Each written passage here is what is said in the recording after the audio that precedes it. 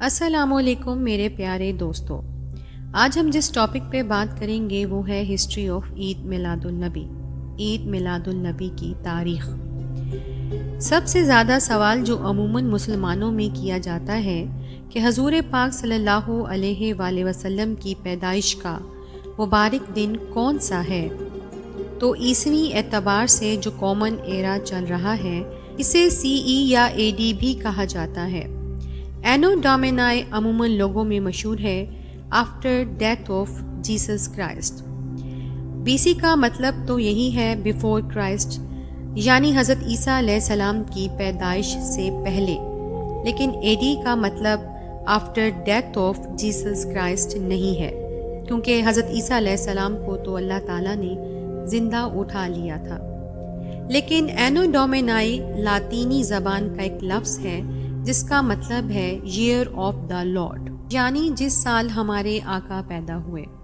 تو اے ڈی کے اعتبار سے 571 اے ڈی اور تاریخ 22 اپریل اللہ کے محبوب حضرت محمد صلی اللہ علیہ وآلہ وسلم کی پیدائش کا دن ہے، یعنی حضرت عیسیٰ کی پیدائش سے تقریباً 570 سال پورے ہونے کے بعد 571 عیسوی میں نبی پاک صلی اللہ علیہ وسلم کی پیدائش ہوئی اور آپ کا وصال 632 عیسوی میں ہوا، جب نبی کریم صلی اللہ علیہ وآلہ وسلم کی بعثت ہوئی۔ اس وقت عرب کے لوگوں میں سن نہیں چلتے تھے، بلکہ وہ مختلف سالوں میں ہونے والے واقعات کے حوالے سے چیزوں کو یاد رکھتے تھے، جیسے فلاں واقعہ ہوا تھا، اس کے اتنے عرصے کے بعد یہ شخص پیدا ہوا۔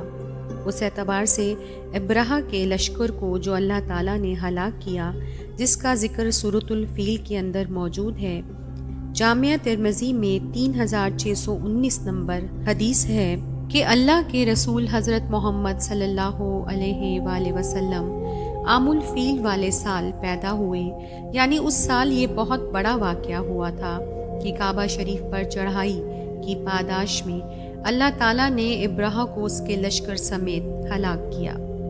دلائل النبوہ میں حدیث نمبر 4 میں، امام بیہقی کی کتاب ہے، میں حضور پاک صلی اللہ علیہ وسلم کی پوری بائیوگرافی موجود ہے۔ اس میں آیا ہے کہ حضرت انس ابن مالک کے شاگرد ہیں محمد بن اسحاق، وہ کہتے ہیں کہ اللہ کے محبوب عام الفیل والے سال پیر کے دن 12 ربیع الاول کو صبح کے وقت پیدا ہوئے۔ اب بات کرتے ہیں حضرت محمد صلی اللہ علیہ وآلہ وسلم کی وفات کا دن کون سا ہے۔ بخاری اور مسلم دونوں میں موجود ہے، اللہ کے محبوب حضرت محمد صلی اللہ علیہ وآلہ وسلم جب آخری دفعہ مسجد نبوی میں آئے، اس وقت سیدنا ابو بکر صدیق رضی اللہ تعالیٰ عنہ صحابہ کرام کی امامت فرما رہے تھے، تو حجرے کا جب پردہ اٹھایا تو صحابہ کہتے ہیں کہ قریب تھا کہ ہم حضور پاک صلی اللہ علیہ وآلہ وسلم کے دیدار شوق میں نماز توڑ دیتے، لیکن آپ صلی اللہ علیہ وآلہ وسلم نے مبارک ہاتھوں سے اشارہ کیا کہ اپنی جگہوں پر رہو۔ پھر آپ اندر چلے گئے اور اسی دن صبح چاشت کے وقت آپ صلی اللہ علیہ وسلم کی وفات ہوئی، سوار کے دن اور مہینہ بھی ربیع الاول کا، اور یہ بخاری میں اور مسلم میں موجود ہے۔ دلائل النبوہ میں یہ ذکر کچھ یوں آیا ہے کہ حضور پاک صلی اللہ علیہ وآلہ وسلم سوموار کو پیدا ہوئے، سوموار کو ہی نبی پاک صلی اللہ علیہ وسلم نے ہجرت فرمائی اور سوموار والے دن آپ کی وفات ہوئی۔ اس اعتبار سے سوموار کے دن کی بہت اہمیت ہے۔ بخاری اور صحیح مسلم دونوں میں موجود ہے کہ حضور پاک صلی اللہ علیہ وآلہ وسلم کی وفات کا دن سوموار ہے، مہینہ ربیع الاول ہے اور سن 11 ہجری ہے، لیکن تاریخ کوئی کنفرم نہیں ہے۔ ہمیں جشن میلاد منانا چاہیے، لیکن اس طریقے پر جو اللہ کے محبوب حضرت محمد صلی اللہ علیہ وآلہ وسلم نے تعلیم فرمایا۔ صحیح مسلم میں حدیث ہے، حدیث نمبر ہے 2750، اور یہ مشکات میں بھی موجود ہے جس میں 2045 نمبر حدیث ہے کہ حضور پاک صلی اللہ علیہ وآلہ وسلم ہر پیر کے دن کو روزہ رکھتے تھے۔